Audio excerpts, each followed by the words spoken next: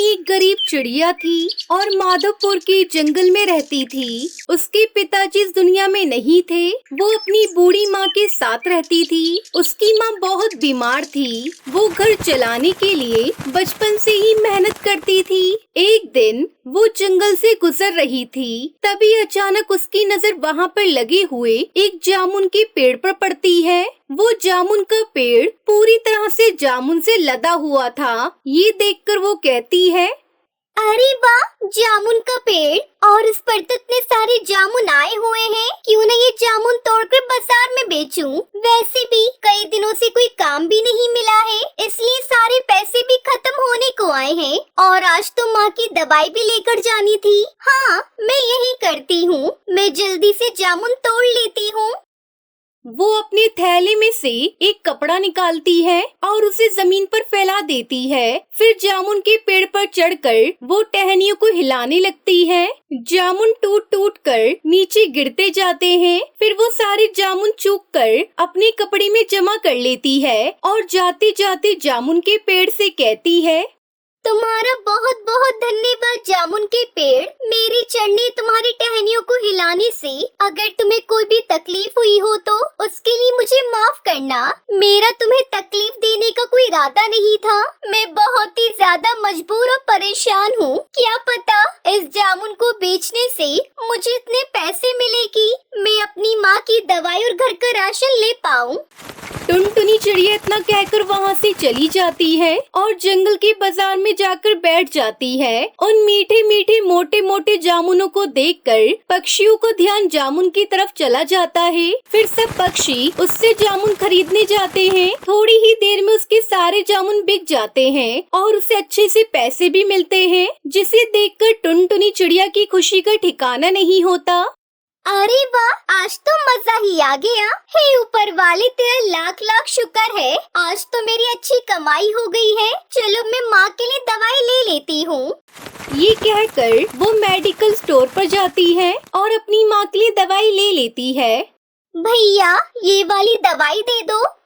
हाँ, क्यों नहीं चिड़िया बहन, आप रुको, मैं अभी आपको दवाई देता हूँ।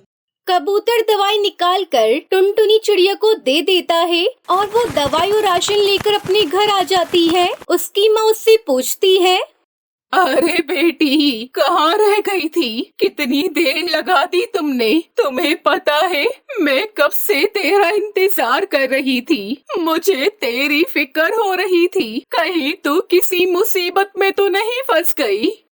नहीं माँ, बस मैं क्या करूँ, आज काम ही नहीं था। फिर मैं जंगल से गुजर रही थी तो एक जामुन का पेड़ दिखाई दिया। मैंने वो जामुन तोड़ लिए और उसे बेचने के बाद ये दवाई और राशन तुम्हारे लिए लेकर आई हूँ। माँ, आज मैं बहुत खुश हूँ। उस जामुन के पेड़ की वजह से हमारी कितनी सारी परेशानियाँ दूर हो गयी। ये तो तुमने बहुत अच्छा किया बेटा। घर में कुछ भी नहीं था खाने को। मुझे सुबह से ही तेरी चिंता हो रही थी। चल तू हाथ मुंह धो कर आ, मैं कुछ बना कर लाती हूँ। अगले दिन टुनटुनी चिड़िया सुबह सुबह ही जंगल में पहुंच जाती है। वो जामुन के पेड़ को देखती है तो जामुन का पेड़ आज भी पूरी तरह से जामुनों से लदा हुआ था। उसे बड़ी हैरानी होती है। अरे, कल तो मैंने बहुत सारी मात्रा में जामुन तोड़े थे, उसके बावजूद आज इस पेड़ पर इतने सारे जामुन लगे हुए हैं। चलो इन्हें दोबारा तोड़ लेती हूँ। फिर टुनटुनी चिड़िया दोबारा जामुन तोड़ती है और उन्हें जमा करने के बाद उन्हें उठाती है। फिर पेड़ को धन्यवाद कहकर और उससे माफी मांगती है। तभी पेड़ से आवाज आती है, टुनटुनी, मैं एक जादुई जामुन का पेड़ हूँ और तुम एक बहुत अच्छी चिड़िया हो। तुम मुझसे जामुन तोड़ने के बाद मुझे धन्यवाद कहती हो और फिर मेरी तकलीफ को समझकर मुझसे माफी भी मांगती हो। तुम्हारा दिल बहुत अच्छा है। मैं तुम्हें एक फायदे की बात बताना चाहता हूँ। पेड़ की ये सब बातें सुनकर टुनटुनी चिड़िया घबरा जाती है। फिर वो पेड़ की बात ध्यान से सुनने लगती है। टुनटुनी, ये जामुन का पेड़ कोई मामूली पेड़ नहीं है। ये एक जादुई जामुन का पेड़ है। तुम ये जामुन अपने घर लेकर जाओ और इनमें से रस निकाल लो और मेरी गुठलियों को पीसकर उसकी छोटी छोटी गोलियां बना लो। जो भी कोई तुम्हें बीमार पक्षी दिखाई दे, उसे पहले गोली खाने के लिए और रस पीने के लिए दे दो। मेरे जादुई जामुन की गुठलियों और रस से वो पक्षी जल्दी बिल्कुल ठीक हो जाएंगे। इस तरह तुम्हारा काम भी निकल जाएगा और सब ठीक होने लग जाएंगे। जादुई पेड़, क्या सचमुच में जंगल के पक्षी इस बात पर यकीन करेंगे?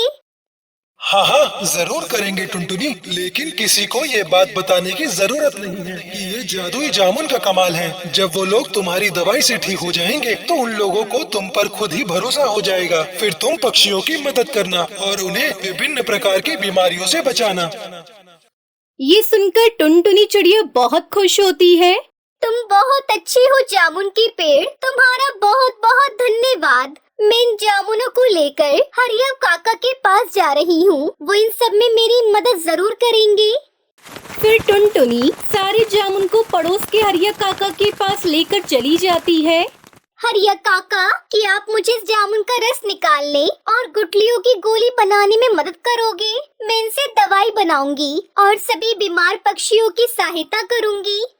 हाँ हाँ, क्यों नहीं टुनटुनी, ये भी कोई पूछने वाली बात है। मैं सारे जामुन का रस निकालकर उन्हें बोतल में भरकर तुम्हें दे दूंगा। फिर तुम जैसे चाहे वैसे उपयोग करना।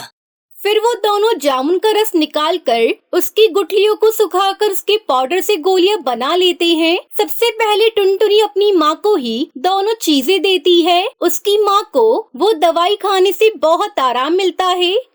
अरे वाह टुनटुनी, ये तो सच में जादुई दवाई है। अब मेरे हाथ पैर में बिल्कुल भी दर्द नहीं है। ये देखो, मैं कितने अच्छे से उड़ पा रही हूँ। बेटा, अब तुम यही काम करना।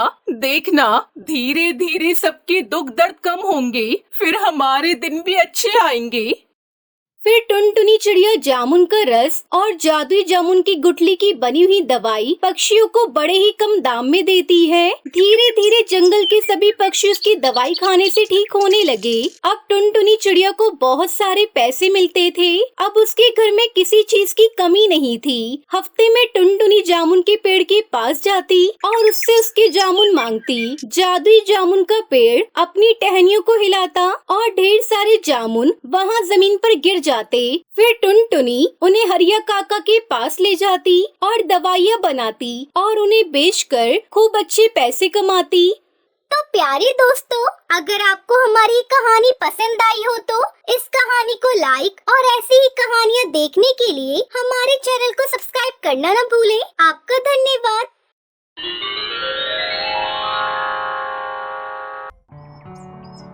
टुनटुनी और टूनी दोनों अच्छी सहेली थी। उन दोनों का अपना अपना खेत था। टुनटुनी मेहनती थी, इसलिए अपने खेत पर मेहनत करके वो अच्छी बढ़िया फसल उगाती थी और अच्छे दामों में बाजार में बेचती थी। जबकि टूनी बहुत आलसी थी, इसलिए उसकी आधी से ज्यादा फसल तो उसके आलस के कारण खेतों में ही खराब हो जाती थी। ऐसे ही एक बार टूनी और टूनी बहन, कहाँ हो? आज तो हमें फसल काटने के लिए जाना था ना। टुनटुनी, अभी फसल कहाँ तैयार हुई है? शाम को चलते हैं ना। फसल कब की पककर तैयार हो गई है। अगर 1-2 दिन और नहीं काटी तो सारी फसल खराब हो जाएगी। मैं खेत पर जा रही हूँ। सुबह के समय फसल काटेंगे तो अच्छा रहेगा। शाम को फिर फसल में नमी आ जाती है। टुनटुनी खेत पर चली जाती है और अपनी सारी फसल काट कर बोरों में भर लेती है और उसी दिन बाजार में बेच भी आती है। शाम को टुनटुनी चिड़िया फिर से टूनी चिड़िया के घर जाती है। क्या बात है टूनी बहन, तू आज खेत पर नहीं गई? तुझे पता है तेरी सारी फसल खराब हो रही है। अरे यार, आज ना मेरे हाथों में बहुत दर्द हो रहा है। अभी भी डॉक्टर से दवाई लेकर आई हूँ। समझ नहीं आ रहा कैसे फसल काटूं। सुन, तेरे खेत का तो काम हो गया है ना। एक काम कर, तू मेरी थोड़ी बहुत फसल काट दे। बड़ी मेहरबानी होगी तेरी। अच्छा ठीक है, मैं काट देती हूँ, तू आराम कर। टूनी को तो काम से बचने का बहाना चाहिए था, पर टुनटुनी चिड़िया तो अपनी दोस्ती निभा रही थी। पर देर होने के कारण अधिकतर हिस्सा फसल का खराब हो गया था। टूनी बहन, तेरी देर करने के कारण तेरी कितनी फसल खराब हो गई। बस ये थोड़ी सी ही फसल बची है, अब इसे बेच कर आ जाओ। यार एक काम कर, तू बेच आ, मुझे घर पर बहुत सारा काम है। अच्छा, पैसे जो भी मिले दे दियो। ठीक है, मैं बेच आती हूँ। अब तो अक्सर ही टूनी चिड़िया खेत के सारे काम टुनटुनी से करवाती थी। टुनटुनी अपने खेत के साथ साथ टूनी चिड़िया के खेत भी देखने लगी। एक रात टुनटुनी चिड़िया पर किसी जंगली जानवर ने हमला कर दिया, जिस कारण वो बहुत घायल हो गई। टुनटुनी चिड़िया चिंता में थी। उस दिन उसकी पड़ोसन बुलबुल उससे मिलने आती है। बुलबुल बहन, अब क्या होगा? बैंगन की फसल पककर तैयार होने वाली है। मैं खेत पर नहीं गई तो फसल खराब हो जाएगी, बहुत नुकसान हो जाएगा मेरा। चिंता क्यों करती हो? तुम अपनी सहेली टूनी की कितनी मदद करती हो। अपने खेतों के साथ साथ तुमने टूनी चिड़िया के खेतों को भी संभाला है। तुम टूनी बहन को बोल दो कि वो बैंगन की फसल काट देगी। तुम ठीक कह रही हो बुलबुल, आखिर मुसीबत में मेरी दोस्ती तो मेरे काम आएगी। टुनटुनी ने टूनी चिड़िया से जब मदद मांगी तो टूनी चिड़िया ने साफ इनकार कर दिया।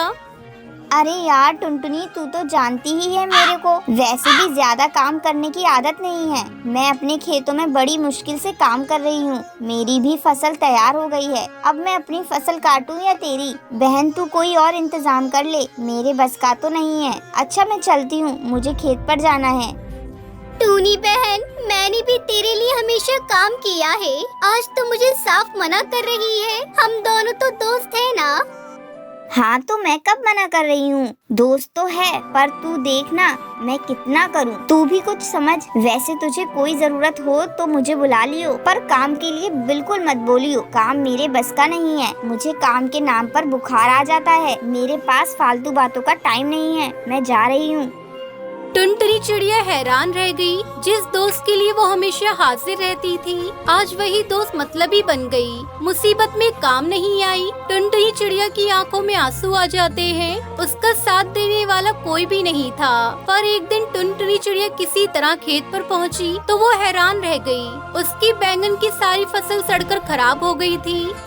हे भगवान, मैंने कभी किसी का बुरा नहीं किया, मेरे साथ ही ऐसे क्यों हुआ?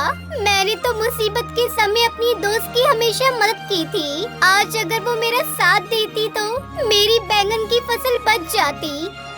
तभी पड़ोस का किसान बंटी कबूतर वहाँ आता है। टुनटुनी बहन, आप सही कह रही हो। आपने हमेशा टूनी बहन की मदद की और उन्होंने मुसीबत में आपकी मदद नहीं की। पर आप भगवान पर भरोसा रखो, सब ठीक हो जाएगा। टुनटुनी चिड़िया बहुत रोती है। उसी समय आकाश मार्ग से एक परी आती है। टुनटुनी चिड़िया, मुझसे तुम्हारे आंसू नहीं देखे जा रहे हैं। तुम्हारे साथ तुम्हारी दोस्त टूनी ने बहुत गलत किया है, पर हर पक्षी और जीव को उसके कर्मों के अनुसार ही फल मिलता है। तुमने हमेशा अच्छे कर्म किए हैं, इसलिए अच्छा ही होगा। इतना कहते ही लाल परी ने टुनटुनी के खेतों पर जादुई फूंक मारी और देखते ही देखते टुनटुनी के खेत में ताजे बैंगन की फसल लहराने लगती है। उसका पूरा खेत ताजे बड़े बड़े बैंगन से भर गया था, जिसे देखकर टुनटुनी बहुत खुश हो जाती है। और टुनटुनी को समझ आ गया था कि टूनी चिड़िया स्वार्थी है, इसलिए उसने उससे मित्रता तोड़ दी। इस कहानी से हमें शिक्षा मिलती है कि सच्चा मित्र वही होता है जो मुसीबत में काम आता है।